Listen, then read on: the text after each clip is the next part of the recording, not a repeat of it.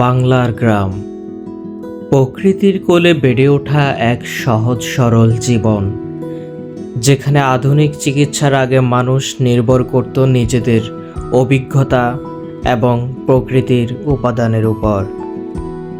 তেমনই এক পুরনো চিকিৎসা পদ্ধতির নাম আমের বাত্তি।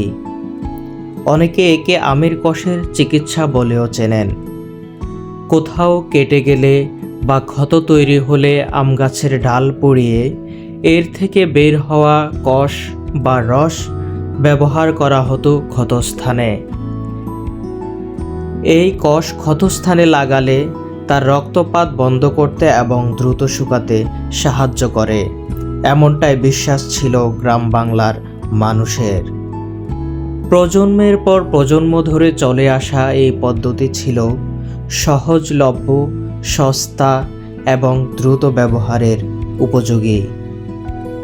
তবে আধুনিক চিকিৎসা ব্যবস্থার এই সময়ে যে কোনো গুরুতর ক্ষতর ক্ষেত্রে অবশ্যই ডাক্তারের পরামর্শ নেওয়া অত্যন্ত জরুরি।